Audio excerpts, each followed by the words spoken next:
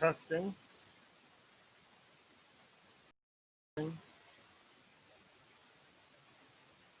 Testing. Okay, are we live? Okay. On your mark, get set, go. Okay. Good afternoon, y'all. This is the man in the black mask, and he's here to talk about Batman terrorizes New York City and crime spree. And what I mean Batman, I'm not talking about Michael Keaton or George Clooney or what's his name? What's his name? He played Batman. Christian Bale. No, not those Batmans. But the Batman, meaning the guy wielding a baseball bat, and he terrorized New York City. And I'm gonna read it to y'all. That's why I retitled it Batman Terrorizes New York City. To make the title sound a little humorous, Not the incident itself, but the title. Okay, let me go back. Bat wielding man injures multiple people in New York City during crazy crime spree. Like I said, the headline should have been my headline. Batman terrorizes New York City. But not the Cape Crusader, but the man with the bat. Think Joe Clark and lean on me. He wielded a bat. Morgan Freeman. And Joe Clark died recently, but, backtrack to the story over here. A crazed bat-wielding man injured multiple people Saturday in a trail of destruction across Manhattan, allegedly knocking at least one unconscious, breaking bones, and crashing one of two vehicles that he violently carjacked, according to police and police sources. Why didn't they shoot that piece of shit? Because this clearly warranted the use of deadly force. The man had a fucking bat. The attacks started in a subway station in Tribeca at around 7 p.m. Saturday and stretched dozens of blocks before it ended on the West Side Highway in the 20s, almost 2 hours later, the NYPD said. The suspect, identified as Brian Thompson, was finally pulled over and arrested after being tased by police. Again, why didn't they shoot that jackass piece of shit? They should have shot him. He had a weapon. Why didn't they open fire and kill his ass right then and there? Think about it. The man had a weapon. So anybody that comes at an officer with a weapon deserves to be shot, don't he? Okay.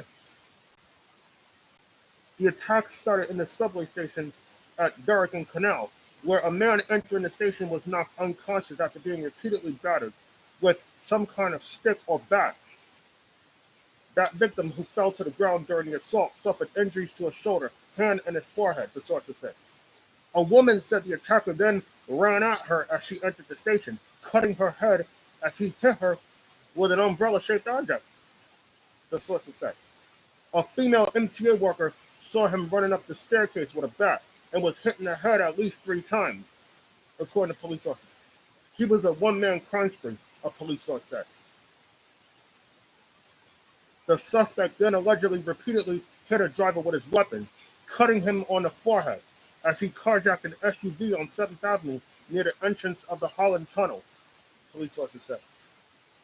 He then crashed that black SUV at least twice, ramming into the back of a car stopped at a red light and crashing into the left side of another, the sources say. Neither drivers are thought to have been injured. Lucky them. The attacker then fled the crashed SUV and smashed the rear windows of at least 2 other cars with either bats or a tree branch, the sources said. One of the drivers ended up with some of the smashed glass in her eye. Oh my God, son, that'll leave a person blind. I hope she don't go blind, because when you get glass eye, that shit could cut your cornea and everything else. You don't want nothing getting in your eye, let alone a piece of glass. The attacker then turned on 2 people walking along West Broadway near Beach Street, breaking the forearm of one of them as he attacked them with a wooden object and leaving the other with a badly bruised and swollen leg, the sources said. He then carjacked his second vehicle, a Jeep, after threatening the driver who had just parked on West Broadway, according to the sources. Man, this guy was on a fucking roll, man. I'm surprised the cops didn't kill his ass. Had that been me or any one of you listening to me right now, we would have been dead. The cops definitely would have shot my ass had that been me with the bat that night. The NYPD then stopped him heading north on the West Side Highway, tasing him during the arrest just before 9 p.m. He was taken to Bellevue Hospital, the sources said. As of early Sunday, no charges have been confirmed.